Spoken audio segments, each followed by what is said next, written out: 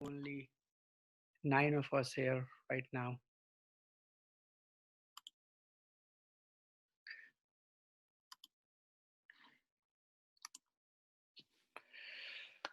ॐ अज्ञानतिमिरन्धस्य ज्ञानञ्जनशलाकाय चक्षुरुन्मिलितं येन तस्मै श्रीगुरुवे नमः। नमो विष्णुपदाय कृष्णप्रस्थाय भूतले श्रीमते भक्तिवेदान्तो स्वामी इति नामिने। नमस्ते सारस्वती देवे गौरवाणी प्रचारिणे निर्विशेष शून्यवादी पश्चात देशतारिणे। हे कृष्णा करुणा सिंधु दीनबंधु जगतपते गोपेशा गोपिका कांता राधा कांता नमस्तुते। तप्त कंचना गौरांगी राधे वृंदावनेश्वरी वृषभानुसुते देवी प्रणमामि हरिप्रिये। वंशकल्पातरुभ्यश्च कृपा सिन्धुभ्यैवश्च पतितानां पावनेभ्यो वैष्णवेभ्यो नमो नमः। जय श्री कृष्णा चैतन्य प्रभु नित्यानंद श्री अद्वैत गदाधर शिवसादि गौर भक्त वृंदा। हरे कृष्णा कृष्णा कृष्णा हरे हरे, हरे राम राम राम हरे हरे। हरे कृष्णा कृष्णा कृष्णा हरे हरे, हरे राम राम राम हरे हरे। हरे कृष्णा कृष्णा कृष्णा हरे हरे, हरे Ram Ram Ram Hare Hare.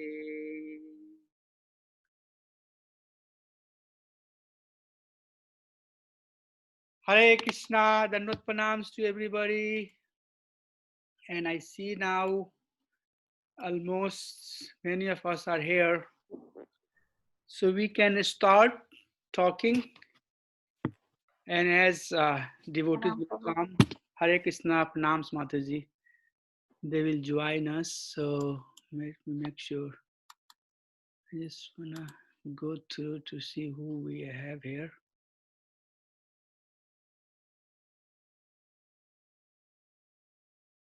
Okay. Thank you. So I see that weather is changing, and in St. Louis it's kind of cold.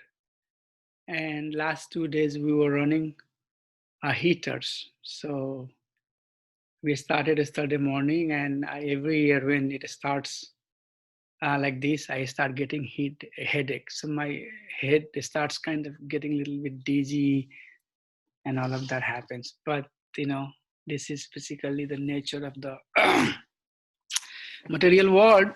We have to be exposed to duality that this material nature gives to us. So in every situation, we have to be happy and continue our Krishna consciousness with full enthusiasm and full energy. So we'll continue our chapter 6, and title of the chapter is, oh gosh, what happened? Dhyan Yoga. Okay, thank you. So this chapter has 47 verses, and we decided to divide in two parts. Part 1, we covered until verse number 32, and then today we'll proceed from 33 all the way up to 47. So this chapter is dedicated to teach us about Ashtanga Yoga, Hatha Yoga also people call it, Raj Yoga also people call it, Dhyan Yoga also people call it. So first 32 verses we covered last week, which was about advancing in Ashtanga Yoga, Aruruksha and Arurudha stage, two stages of Ashtanga Yoga.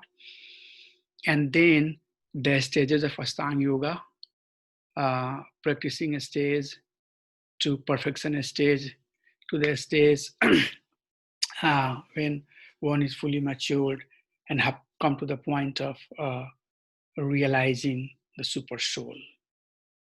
So that's what we covered, and we'll proceed from verse number 33. But I'll just kind of quickly go over the slides to give you the snap so that you can stay intact and in rhythm with the flow. So we talked about process, we talked about purpose, and essence is to stick with purpose, because that's what we want. We want to get essence out of this study and apply it in our day-to-day life, which means try to avoid distraction and stay focused on the path of Bhakti Yoga.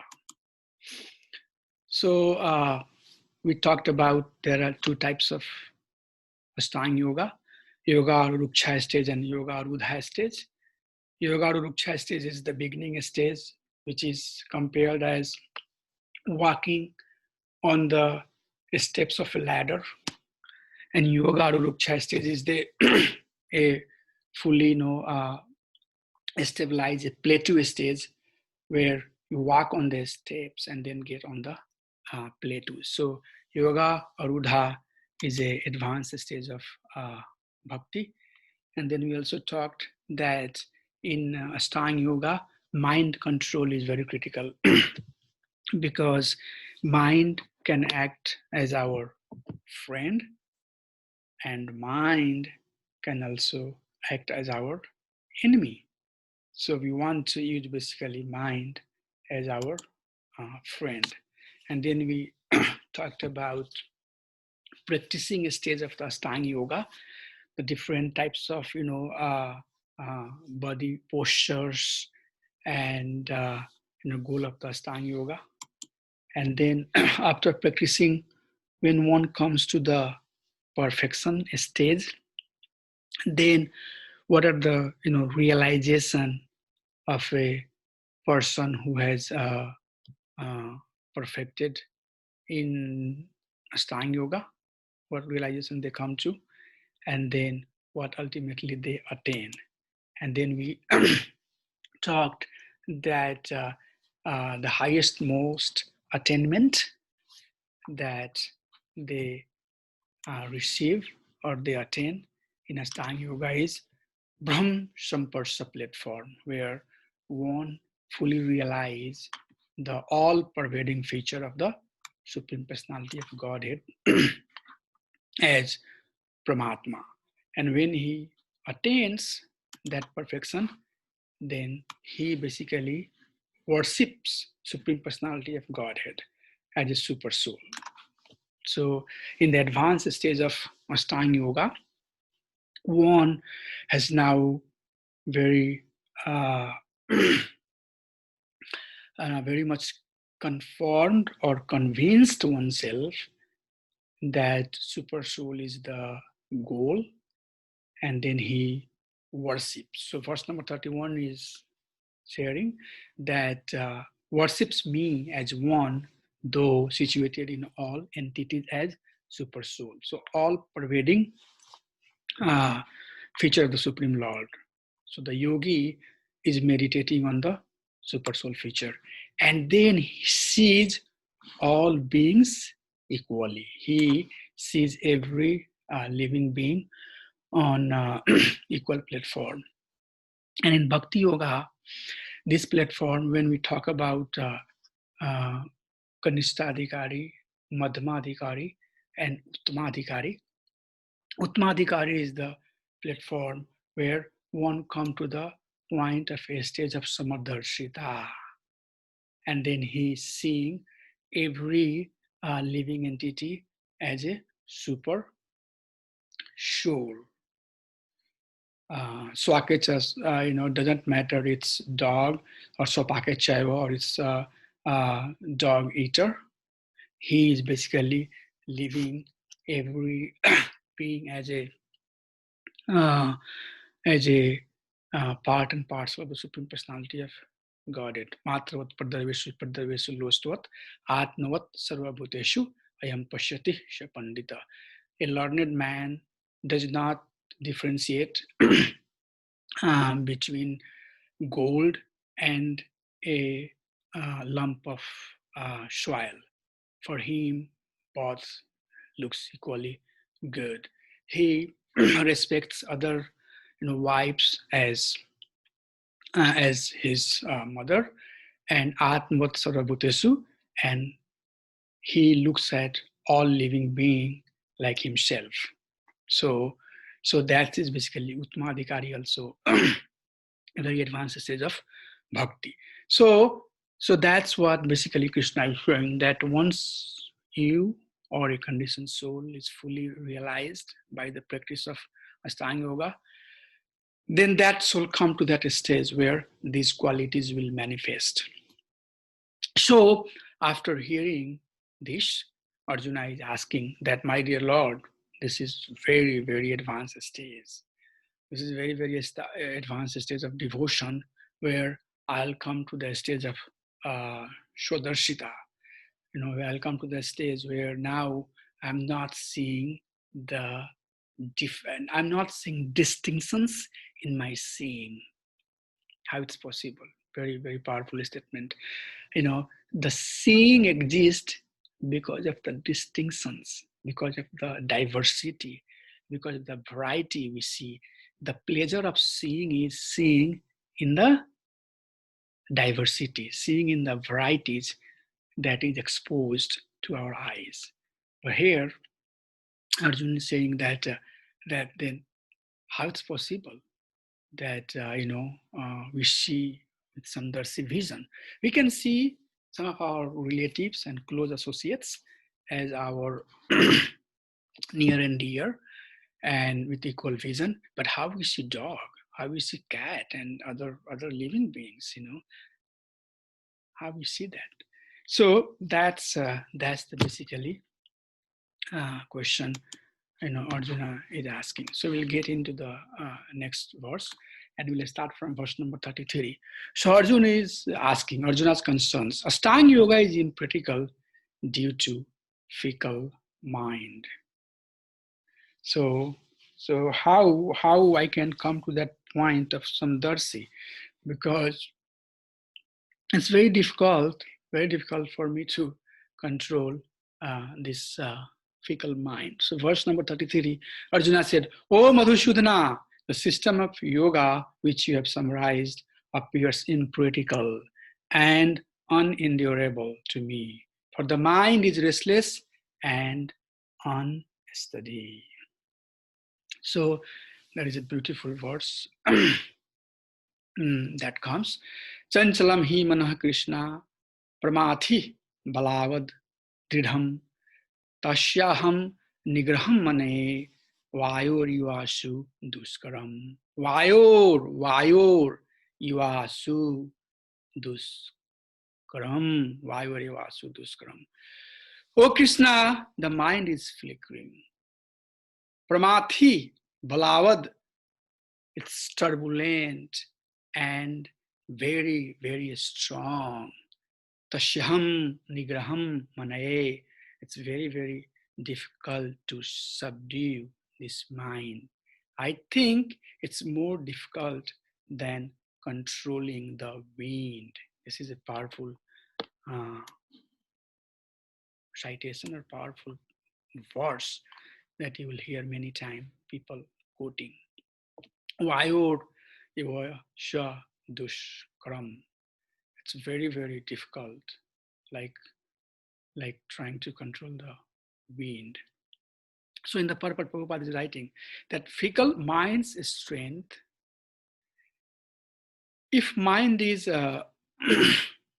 controlled, then it should be basically following the intelligence. So there are different degree of intelligence, like the gross body is basically the lowest intelligence. The higher than gross body is the intelligence of the senses. Senses or intelligent than gross body. Because if you bring the flower at your nose, you can have the fragrance. But if you touch on the body, there is no flavor. There is nothing that you can receive out of that flower. So senses are intelligent. Eyes, ears, nose, mouth, they are smarter than the subtle, body. But higher than senses are mind. And what mind does is that thinking, feeling, and willing. Mind nature is mind thinks, mind feels about something, sad or happiness, and mind has willingness. So, and higher than mind is buddhi, intelligence. And higher than intelligence is false ego. So here in the purport was writing that if the intelligence is basically dominant, and if if intelligence is working, then intelligence will subdue the mind, will control the mind. But if mind is not controlled, it will overcome the intelligence. That's bad. That's bad. So the words goes like, although intelligence is supposed to drive mind, but obstinate mind attached to enjoyment overcomes intellect. So buddhi is supposed to control mana. But if mana is uncontrolled, then it will control the buddhi. And when buddhi is uncontrolled, then we just fall down in the pool of suffering, and we start doing things which are not sensical. So that's mentioned in the purport. Such uncontrolled mind is supposed to be controlled by yoga, but Arjuna found it very impractical for ordinary person. So in next two verses, Krishna will provide us the solution that how one can control the mind. So verse number 35, Krishna's solutions to control the mind by constant practice and detachment. So Sri Bhagwan Uvacha Asamsayam Mahabaho Mano Durni Graham Chalam Abhyase na tu Kantaya Vairage na cha grihet. O mighty armed one, it is undoubtedly very difficult to curb the restless mind. But, O Arjuna, by suitable and repeated practice and by detachment, one can control the mind. So there are many, corporate seminars, many devotees, they go in corporate, and many places we go for sake of preaching, and we basically gives the tips of how to control the mind. And some of those are mentioned in Bhagavatam also, many places. But here also one of the tips of controlling the mind is given. And the tips is given that by repeated practice, by regulated activities, by regulating our life, and by developing the detachment. So regulated life, all of us understand that we have to live in a well-defined way, and everything should be regulated. But the second point is mentioned here, detachment. Detachment doesn't mean artificial renouncement. And we have been talking about that in Karma Yoga section, we talked about it. In Jnana Yoga section, we talked about it. And we are talking about that today. This detachment is basically referring here to Yukta Vairagya, means possession which is dovetailed in devotional service of the Supreme Personality of Godhead. Possession which is being utilized and optimized in pleasing service of the Supreme Personality of Godhead. So we should not basically take the literal meaning of these words and thinking that detachment means I should tomorrow leave everything. No, that doesn't mean.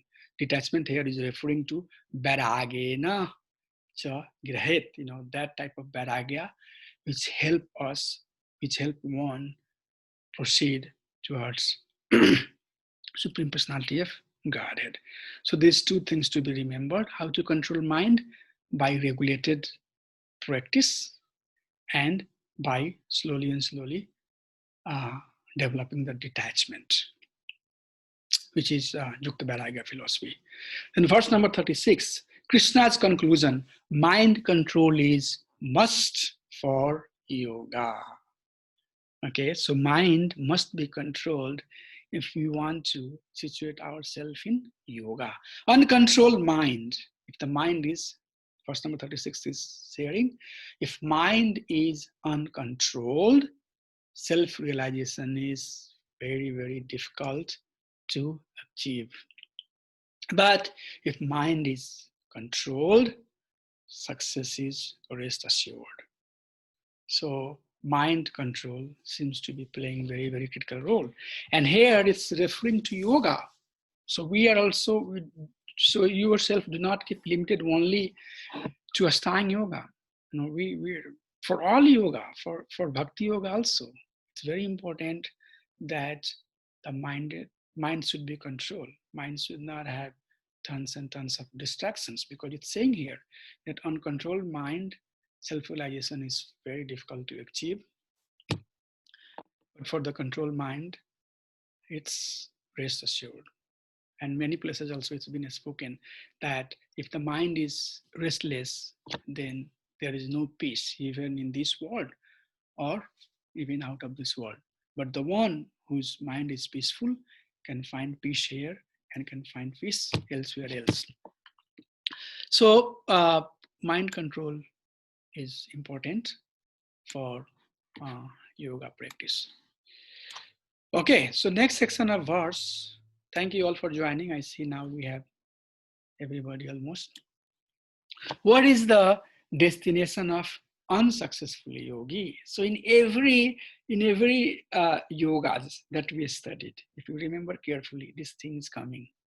Now, what is the destination of a person who is now unsuccessful yogi? So Arjuna inquired about faith of a fallen soul. Oh Krishna, if one takes yoga with faith but fails to continue on the path due to his unsteady mind, what should be his destination? Sri Bhagavan Vachaha Parthanaiveha namutra vinasasa tasya vidyate nahi kalyana krit kashid durgatim tat gacchati. O Arjuna, one who is engaged in auspicious activities, kalyan krita, does not meet with destruction or misfortune, either in attaining spiritual goals or in material goals. So you will see what does it mean. And that's why I highlighted those words. Prabhupada, in many of his lectures, he said that even everybody should come to Krishna. Krishna is the only ultimate, ultimate abode for everybody. But even if somebody wants to be materially success, that person also should come to Supreme Personality of Godhead, Sri Hari. So even if he wants to be materially success, that person should come to Lord Sri Hari. Artharthi Jigyasu, Gyani cha Bhartarsava. Krishna is saying that, the person who come to me finding wealth, I do not mind. I give him opportunity to become devotee. So we can take many citations from the different shastras, from different places, that a person who is yogi, even if he fails, there is no misfortune for him, and he still attains the perfection. Verse number 41. So, destination of the unsuccessful yogi who has practiced yoga only for short time. So there are two types of practitioner. In verse number 40, we just heard Krishna is saying that there is no misfortune.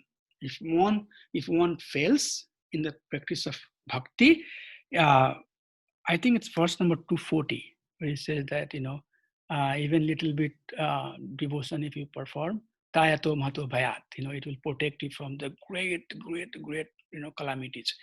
So similar context we are going through here. That, that if somebody has just perform the bhakti for short time. So there could be two type of devotee. One who had just done for some time and then left. Some might have done for a long time, and some might have completely perfected. So we are talking about the people or the person or the soul who have not perfected their yoga practice. If he has practice only for short time, see beautiful verse what Krishna is saying. What happens to that person? Prapya punya kritam lokam usitva saswata sama suchinam srimatam gehe yoga भ्रष्टो अभिजायते suchinam srimate gehe yoga भ्रष्टो अभिजायते. See what happens. The person who has done bhakti for only short time. Number one, he attains the planet of the pious and enjoy there for many years. That's number one. Prapya punya kritam lokam. He gets the planets of punya kritam, of the pious people, and then he enjoys there. Usitava Sashwata Shamha Shushinam Srimate Gehe. And after that, he takes birth in the family of a Shushinam, righteous Brahmana or Vaishnava family. Srimate, aristocrat, merchant. So even if somebody has performed yoga for only short time, first, he will be given the opportunity to go to the Punyakritam Lokam, to the heavenly planets where he can enjoy the opulence of his Punya. And then he will be given birth into family of a Suchinam Srimate. He will be given birth Suchinam in a righteous Brahman family, Srimate in a aristocratic merchant family. So while we are reading it, think about all of us, who we are, and whatever is given to us right now. We might have been in previous life, done a little bit of the bhakti. And then Krishna has given us, opportunity with everything around so that we can finish our bhakti, maybe. Okay, so going to verse number 42. What is the destination of the unsuccessful yogi who have practiced devotion for long time? Takes birth in a family of a greatly wise yogi. Takes birth in a family of a transcendentalist. Yoginam eva kule bhavati. Yoginam kule eva bhavati.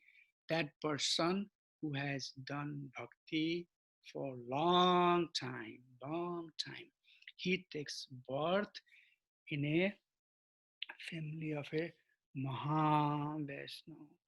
And then in the purport of that particular verse, His Divine Grace Sri Bhaktivedanta Swami Srila Prabhupada is talking about his Guru Maharaj, Srila Bhakti Siddhanta Thakur Maharaj, and he's talking about himself. And he's writing that from very childhood, I had opportunity to see the deity worship. Very childhood, I had opportunity to see the granthas. From very childhood, I had opportunity to serve and associate with the devotees. So such type of birth is rare. Bhunam janmanamante jnanvan mam padante vasudevam sarvamitim samahatmana sadurlabha. Bhunam janmanamante. Life after life, life after life, life after life. Once we are fortunate and one is given the opportunity to do the pure devotional service, given the opportunity to do the bhakti of the Supreme Personality of Godhead, Lord Sri Hari. So, by reading these verses, we can recall our consciousness. We can ask ourselves who we are and where we are positioned today, why we are positioned the way we are. And if you really dig deeper, these are the verses that will help us understand that that we have in this lifetime, given the opportunity to do the pure, unalloyed bhakti at the lotus feet of the Lord Sri Hari, without any anya vilasita, without any other ulterior motives. So these are some of the beautiful verses that Krishna is sharing with Arjuna, that there is no loss. It doesn't matter even somebody has done little bit bhakti, or has done little bit more. For every type of person, they will be finally helped to attain the ultimate goal, the goal of coming to the lotus feet of the Supreme Lord Sri Hari.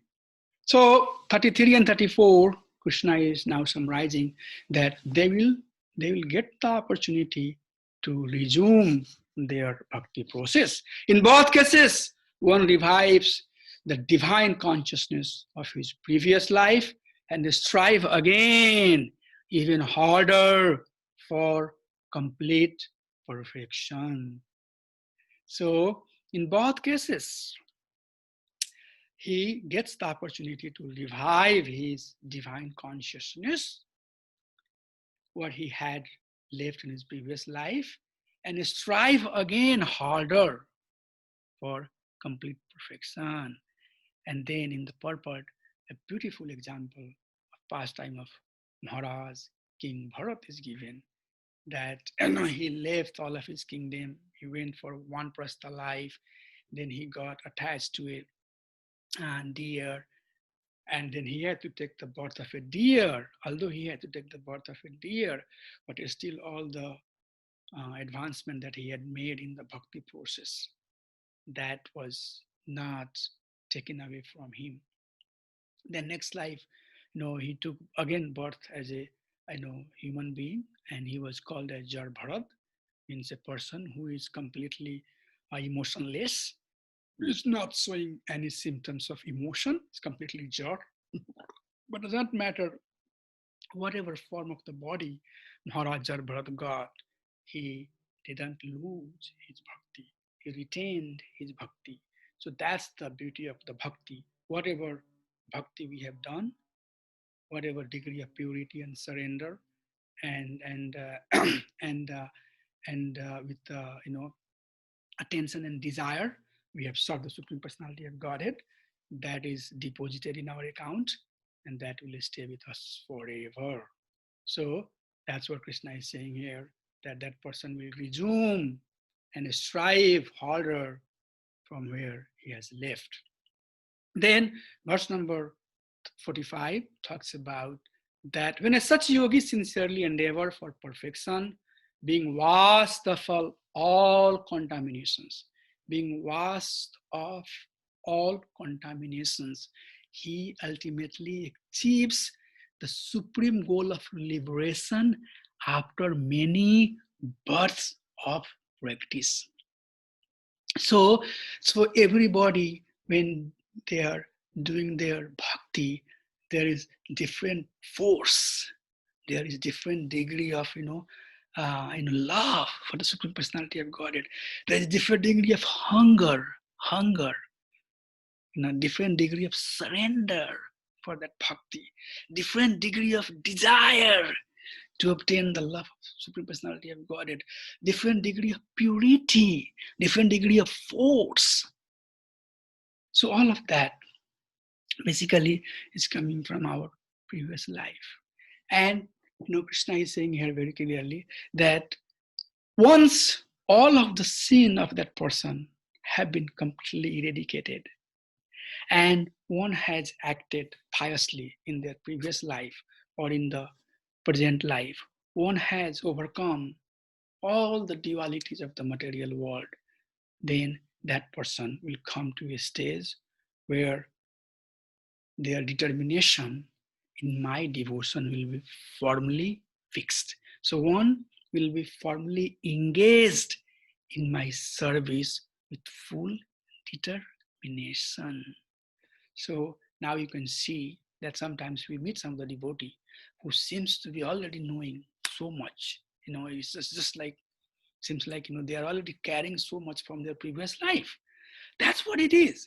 Because they have, Krishna is saying here, that they are carrying from their previous life, plus they have eradicated all other sins and impurities, and they are now firmly fixed in pure devotion, in pure unalloyed devotion of the Supreme Personality of Godhead.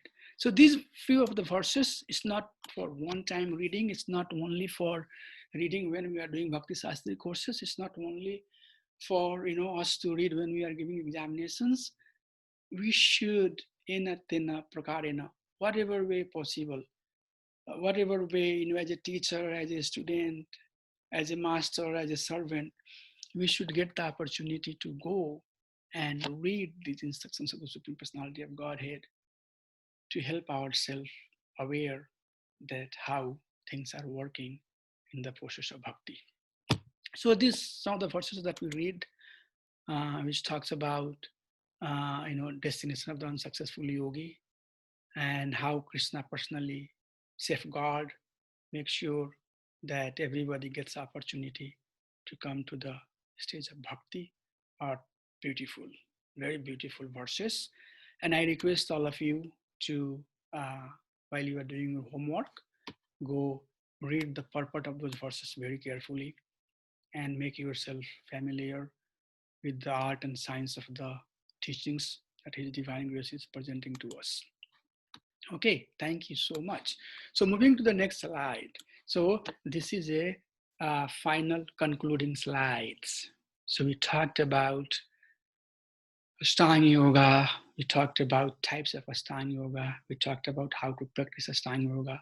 We talked about what are the perfectional stages of the Ashtanga Yoga. We talked about what are the highest most realization when one comes to the stage of Ashtanga Yoga. Krishna is talking about how to control the mind, and mind control seems to be essential. And then what happens if one fails? We also talked about what happens, and how you go through different process, and ultimately you are saved, you are protected. But these last two verses will very nicely give us a summary of the entire, because this is by these two verses we are not only concluding the Dhyan Yoga chapter, but we are concluding Karma Yoga. We talked about Dhyan Yoga, right? We talked about some of the Bhakti in chapter 5, Karma Yoga, extending Krishna consciousness. And then chapter 6, we talked about Dhyan Yoga. So we have been talking, the first 6 chapter, we have been talking different types of yoga and their pros and cons and their pinnacles. And the beautiful teaching of His Divine Grace, Srila Prabhupada, is that in Karma Yoga we also found Bhakti. Niskam Karma Yoga is Bhakti. In Jnana Yoga we also found Bhakti. Niskam Jnana Yoga. If I blend Niskam Karma Yoga with Niskam Jnana Yoga, I am working as a perfect yogi, using my jnana with the strength of my activity to please the Supreme Personality of Godhead. Also, Dhyan Yoga is to please the Supreme Lord Sri Hari. The higher stage of the Dhyan Yoga is that one come to the stage of understanding the Bhagwan feature of the Supreme Personality of Godhead. So all of these 3 yoga are basically steps towards the highest most achievement or highest most realization, which is realization of the Lord as Bhagwan, Lord Sri Hari as Bhagwan. So these 2 verses will give us the concluding guidelines and remarks that how one should take the yoga process. So verse number 46. A yogi is greater than tapasvi, jnani and karmi.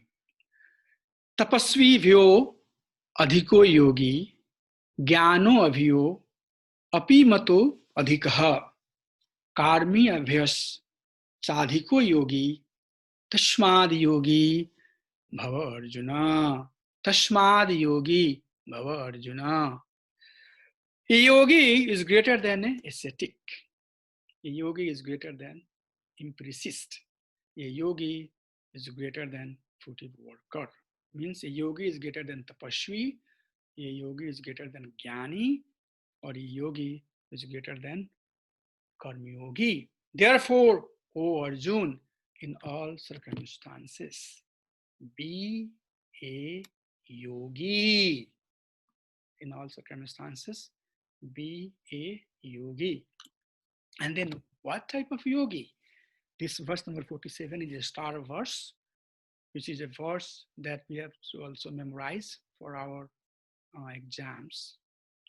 So, Bhakta Yogi or Bhakti Yogi who serves Krishna is the best of all yogis. Yoginam api sarvesham madgadanantratmanah shardavan bhajate yo mam same jukta tamo matah same jukta tamo matah. Yoginam api sarvesham, of all the yogis, the one who always abides in me, thinks of me within himself, and worship and render service unto me with great faith, is most intimately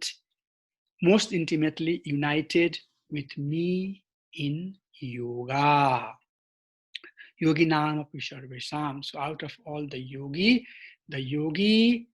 who is most intimately united with the Supreme Personality of Godhead by rendering service to Him, by worshipping Him, by thinking Him. He is the highest, most devotee. So basically the limbs of the Bhakti Yoga are mentioned there. And Krishna is saying that the person, the devotee who are following the limbs of Bhakti Yoga, and by following the limbs of Bhakti Yoga, who is constantly associating with me, he is the highest, most yogi. So that's how this chapter concludes. There are a few points that I wanted to mention. So the yoga word means linking. Yoga basically refers to a process of addition, summation, linking. Gyan yoga is the path of knowledge. Ashtanga yoga is the eightfold yoga system. Bhakti yoga is the devotional service. So these are the yoga practices. Gyan yoga basically leads to understanding of Brahman, realization of the Supreme Personality of Godhead, which is the Sat feature of the Lord.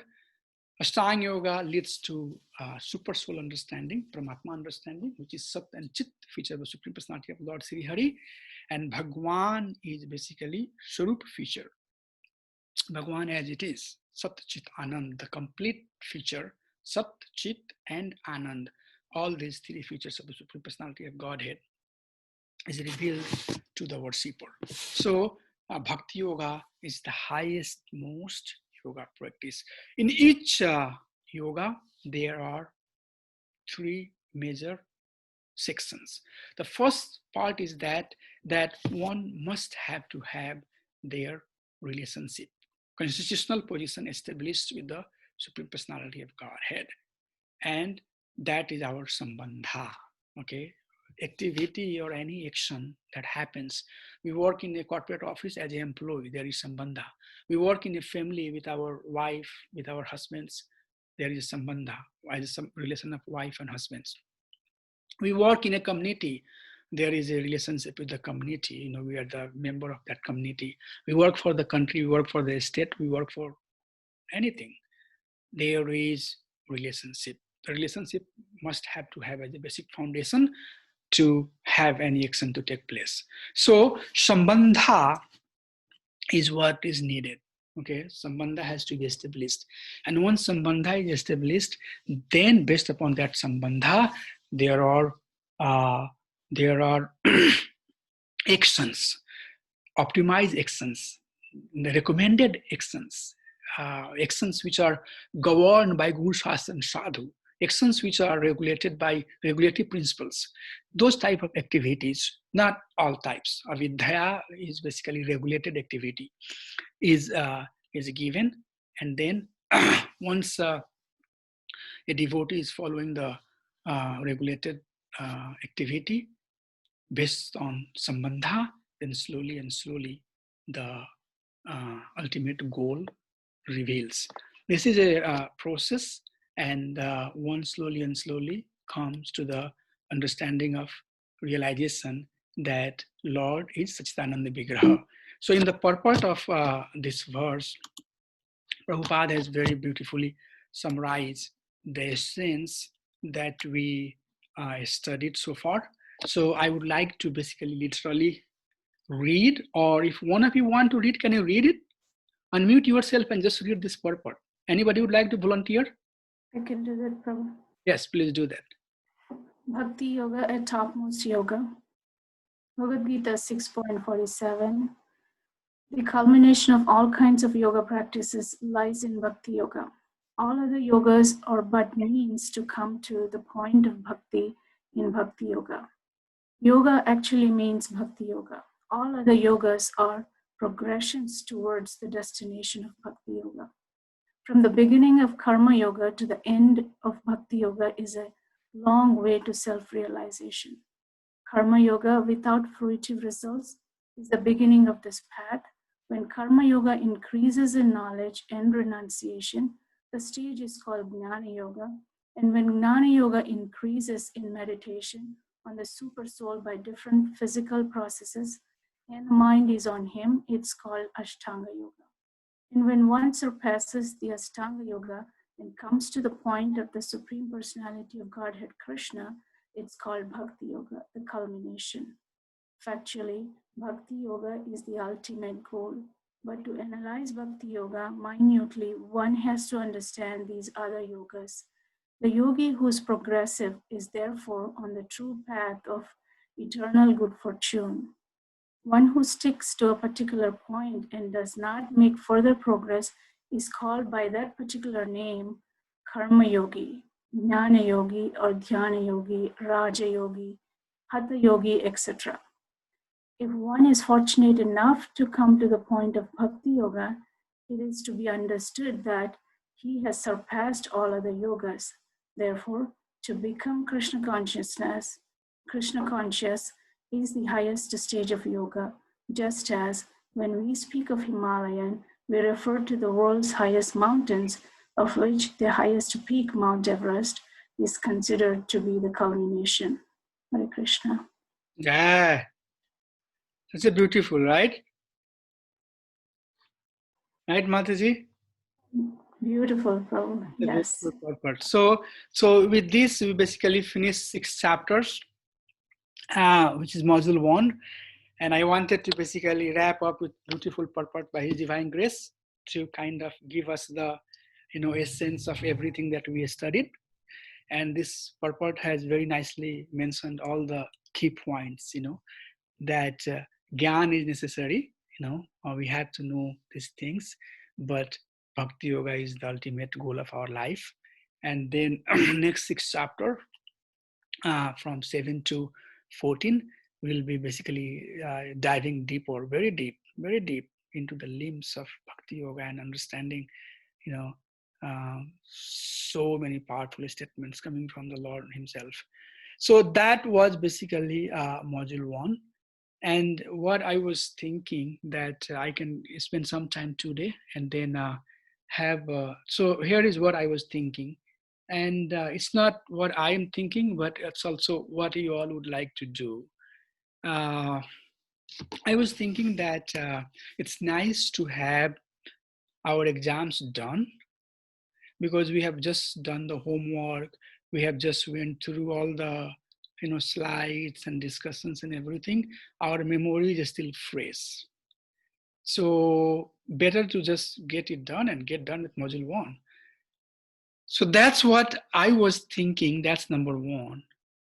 And number 2, I was also planning to have 2 more sessions where we can kind of go back and forth and have more discussions, on all the topics that we have studied, open the room for all of us to have back and forth, little bit, dive in, share our understanding, realizations and all of that. And then after 2 weeks, we can have an exam. And these are the first 2 things. If you are all good with these 2, then we can talk how the exam and everything else is going to be. So that's what I was thinking. Number 1, giving the exam right here and get done with this one. And number 2, have 2 sessions to have some more in-depth discussion on these 6 chapters. What do you all think? Open for everybody to chime in, jump in, whatever you would like to share. We have 5 minutes, 5-6 minutes left. And then in the last, I'll summarize it. I think discussion would be nice, Prabhu. Yeah, I think discussion would be nice too. So then we'd be doing the exam on the 24th of October, Prabhu? Yeah, I'll have to. So you all can basically start, thinking about, and I know in the last, I'll tell you how the exam is going to look like. So 10 and 17th, we can basically have some more discussion, and 24th, we can have exam. That sounds great, Prabhu. 3 weeks will be more than enough. And I'm sure that, don't worry, you'll be fine. Exam is not going, whatever we have been reading and discussing and studying, it's going to be from there.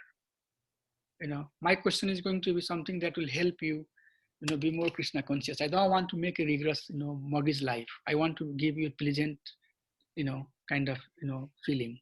So something that's we can apply in our spiritual life and take it as a important tools in our, future practices. So 24th, maybe we can have exams. Is it okay? I mean, meanwhile, if there is any homework that you want to catch up with, and we can have more discussion. Okay, so what I can do is that then next week I can basically go through some of the verses that we had to remember, and also give you some kind of idea that how the verses should be handled. It should be basically memorizing the verses, 1 or 2 verses. There will be 2 verses, I can tell you, 2 verses out of the star verses that we have seen so far. And of course, it's going to be the most important verse, the verse that is more in terms of their meaning and weight, says clear instructions to us. So those kind of things, we don't want to, you have to study everything, but 2 beautiful verse that most of you might have learned so far anyways. So we'll have those. So next week we'll have basically some discussion on the verse segment. And one thing that I was thinking, if you allow me to share, is it possible that if you have any specific questions, like I mean, I'm not going to tell the name, but if you have anything, about coursework or some doubts or some concern, it's nice if you send me so that I have the question ahead and I can look at it and make sure that I have the right answer or the answer that is helpful for you. I'm not going to share the name or anything like that. So if everybody has like 1 or 2 or 3 questions, it's better to send me ahead so that I can put everything in a PowerPoint format, and I can, when I'm sharing that, everybody else can see and learn from that. The goal here is that I want to also have some sort of frequent asked questions type of a list. So by hearing these questions, I will also have idea that what type of thing comes. So is it okay to send 1 or 2? If there is nothing, that's fine. So that's what I was thinking, to take some personal questions, 1 or 2 that you have, and put it on a PowerPoint format and open it for everybody to chime in and share. That's what we'll do. In one session, we'll have just some QA, and one session we are just going to have technical discussions, which means summarize the whole context that we just went through, and then highlight the key points from each chapter. That will be one day session. And the next day, we can just have some QA, specific questions that you have, and also some questions around how the exam is going to be look like, how the exam is going to look like, how long the exam will be, how many short answer, how many long answers, those kind of things. And then in 2 sessions we are done, and then on 24th we can give the exams. Prabhu, if I can, I'd like to ask one question. So you mentioned about spending kind of one-on-one time to review our work and provide any suggestions. You think Yes, that's a possible yeah, way? so that one, Mataji, can go in parallel. Okay. So that one basically, so if anybody has anything specific that you would like to ask me, any doubt, if there is any specific essay or any question that you answered, if you can let me know, or anything like that, that's more subjective related to you. I think that should be going all the time in parallel. So please don't wait for that, Mataji. Okay. So we individually reach out to you. Yes. Set up a time outside If of this problem, I think it's better to talk individually, Okay. Yes, Mataji. That's what I think. Thank you.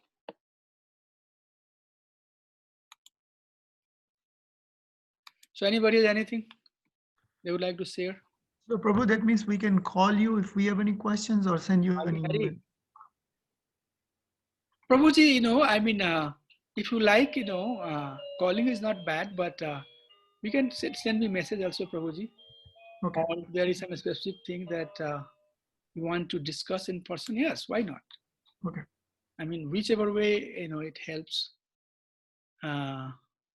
We have to work together. So yes, that should not be a problem.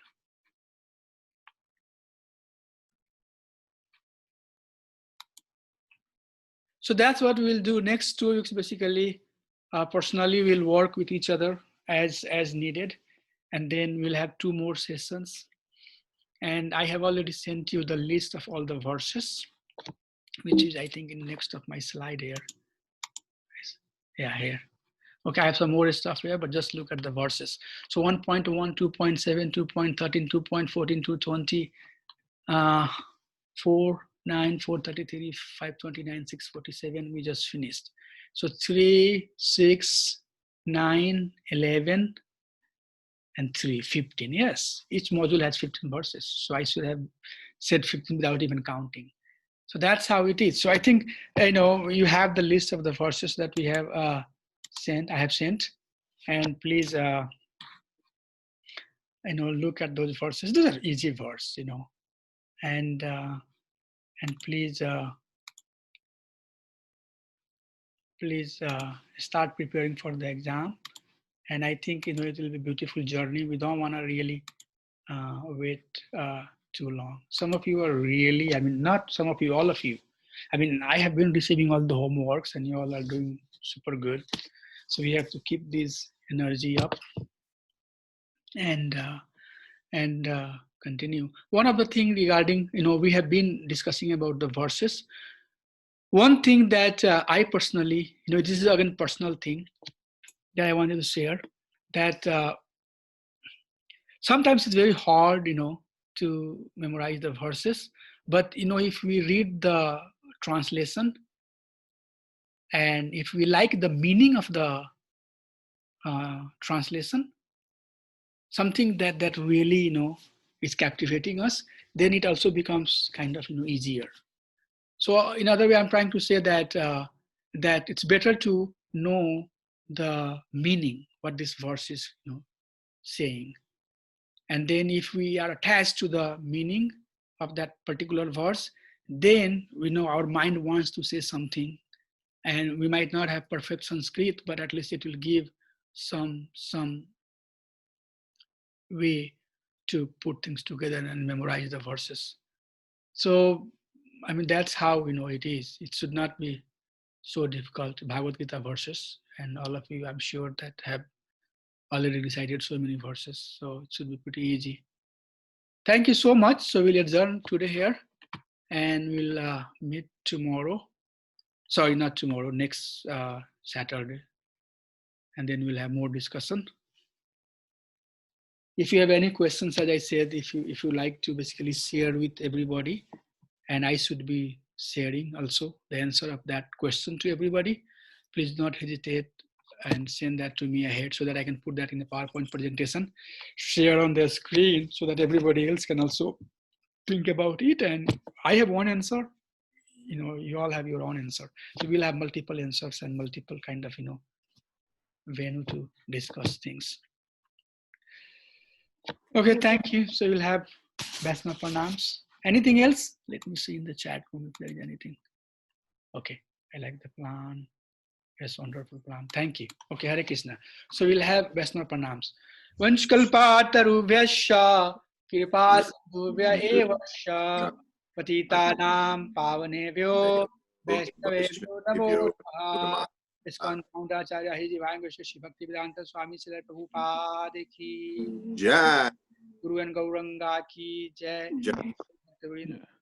Thank you so much. Hare Krishna. Dandot Pranam. Haribol. See you all. Haribol, Hare Prabhu. Krishna. Dandot. Hare Krishna, Prabhu. Dandavats pranams. Dandavats. Dandavats. Hare Krishna Prabhu. Dandavat. Dandot Hare Pranam. Krishna, Dandavat Pranam Prabhuji. Dandot Pranam Mataji. Hare Krishna. Dandavats. Haribol. Dandavat. Dandavat. Hari Hari.